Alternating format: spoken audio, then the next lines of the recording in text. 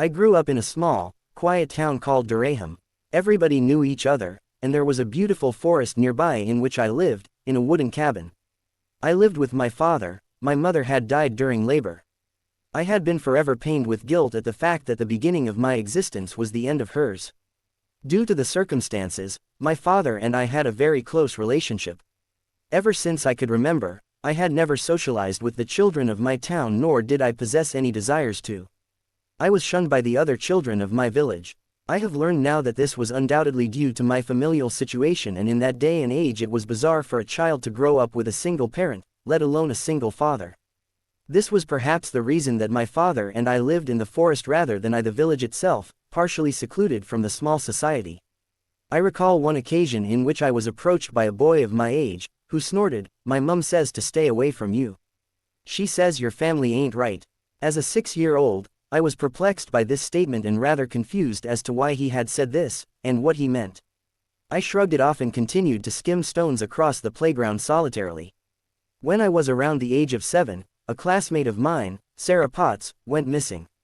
All I can remember of Sarah is that her almost white, blonde hair was always plaited into long pigtails at either side of her head, and adorned with bright, satin ribbons, and she had bright blue eyes. She would often glance at me from her desk in class, whispering to her friends and giggling, before her eyes resided on her pencil and paper, though I was overly familiar with being frowned at. This was an extremely strange occurrence for our quaint, sleepy town. Neighbors spoke to each other on a daily basis, any children playing out would be watched over immediately, and parents had no reason to worry about their children playing outside.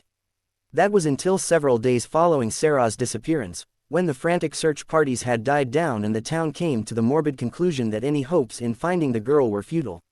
Communication between villagers broke down. Children were forbidden to play outside now, and a child wouldn't be seen without a parent by their side. Durham became a ghost town.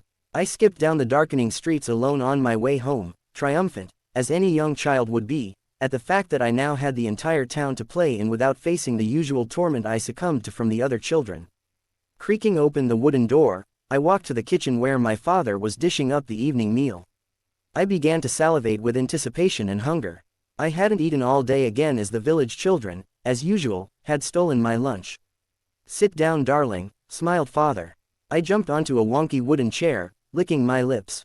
They didn't find Sarah. I slurped through mouthfuls of beef. "That poor child," murmured my father, his brow creasing with empathy. He took a bite of his own food and swallowed, before adding, "Were you tormented by those wicked children today, my dear?" I shook my head, chewing. "Good. I suppose the town has grown quiet following the disappearance." He swallowed his glass of water in 3 small gulps, taking his dish and cutlery to one side before leaving the room. Sucking at a piece of gristle caught in my tooth unsuccessfully, I used my little fingers to pry it out. I looked at what lay in my small hand before me, a red snippet of ribbon and a strand of long, blonde hair. I smiled, and continued eating.